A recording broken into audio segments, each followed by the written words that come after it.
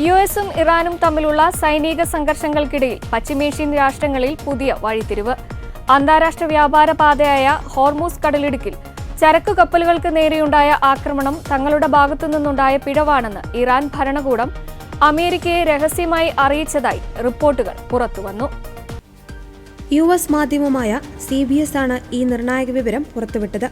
യുഎസുമായുള്ള സമാധാന ചർച്ചകൾ തകർക്കുവാൻ ആഗ്രഹിക്കുന്ന ഇറാനിലെ ഒരു കൂട്ടം തീവ്ര നിലപാടുകാരാണ് ആക്രമണത്തിന് പിന്നിലെന്നാണ് ഇറാനിയൻ ഉദ്യോഗസ്ഥർ ട്രംപിന്റെ ഉപദേശകരെ അറിയിച്ചിട്ടുള്ളത്.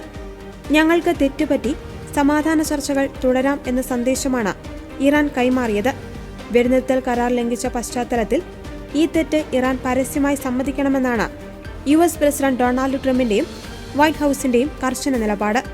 ഒമാൻ തീരത്തുകൂടിയുള്ള പുതിയ കപ്പൽപാത സജീവമായതോടെ ഹോർമൂസ് കടലിടുക്കിലെ തങ്ങളുടെ സ്വാധീനം നഷ്ടപ്പെടുമെന്ന ഭയത്താലാണ് ഇറാൻ കപ്പലുകളെ ആക്രമിച്ചതെന്ന് ട്രംപ് ഭരണകൂടം സംശയിക്കുന്നു.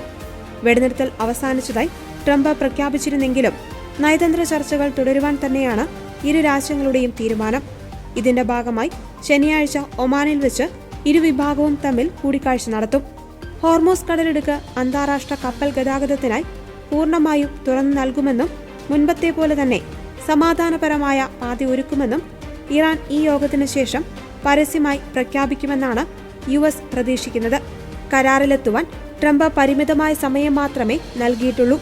ഇറാൻ ശത്രുത തുടർന്നാൽ ശക്തമായ സൈനിക സാമ്പത്തിക ഉപരോധങ്ങളിലേക്ക് കടക്കുവാൻ അമേരിക്ക പൂർണ്ണ സജ്ജമാണെന്നും US വൃത്തങ്ങൾ മുന്നറിയിപ്പ് നൽകുന്നു. നിലവിൽ ഹോർമൂസ് കടലിടുക്കിലൂടെയുള്ള കപ്പൽ ഗതാഗത സ്വാതന്ത്ര്യം ഉറപ്പാക്കുന്നതിനാണ് USന്റെ പ്രഥമ പരിഗണന.